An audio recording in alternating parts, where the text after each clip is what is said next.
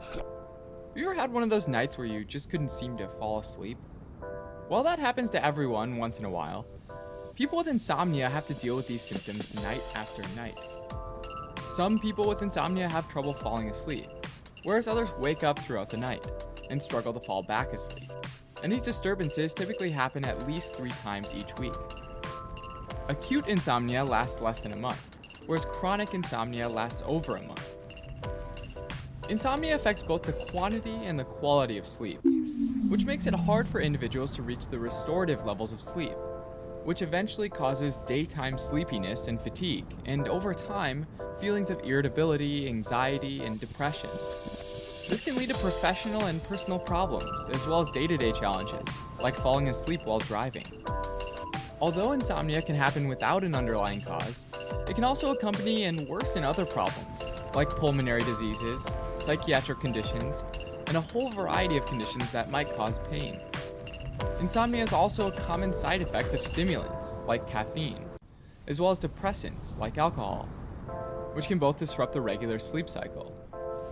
Finally, and probably most commonly, insomnia can be the result of daily stresses from work or relationships, as well as environmental factors, like having to work a night shift or having a newborn baby. Now, there are a number of biological factors associated with insomnia. Studies have shown that people with insomnia might have heightened levels of the stress hormone cortisol, which plays a role in the process of waking up every morning. People with insomnia are also more sensitive to the effects of cortisol, typically waking up at much lower levels of cortisol as compared to the general population. In addition, insomnia is also associated with reduced levels of estrogen and reduced levels of progesterone, which can happen during menopause. Commonly, people with insomnia will self-medicate with alcohol and benzodiazepines, both of which can be extremely dangerous. Alcohol abuse can lead to a number of physical and psychological changes that can rapidly worsen the sleep-wake cycle and lead to dependence. Similarly, benzodiazepines, especially short-acting ones, can also create dependence and have a high abuse potential, which can actually worsen insomnia if someone tries to stop using them. Now, one method of treatment is getting good sleep hygiene, which includes going to sleep and waking up the same time every day, including weekends. Getting good exercise, but not right before bed. Reducing alcohol intake, avoiding daytime naps, avoiding caffeine and smoking in the evening, and not going to sleep hungry. Another potential treatment is stimulus control, which includes using the bed only to sleep, rather than a place to watch TV or text or talk on the phone. It also helps to keep the environment calm by taking away bright lights, like a computer or a phone screen, and minimizing noise.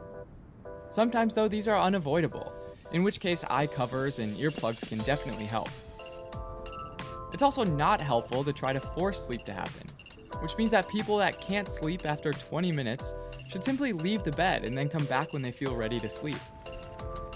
These suggestions all help the person associate sleep, and only sleep, with the bedroom.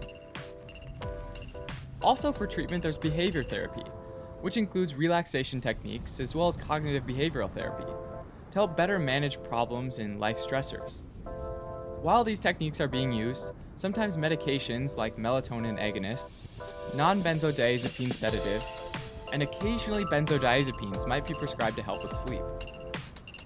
These medications can often have side effects though, so they're generally used for less than 2 months, usually in combination with the behavioral therapy techniques. Alright, so as a quick recap, insomnia is an inability to get restorative sleep that causes daytime sleepiness and fatigue, and can be managed with good sleep hygiene, stimulus control, behavior therapy, and occasionally short courses of medications. Thanks for watching. You can help support us by donating on Patreon, subscribing to our channel, or telling your friends about us on social media.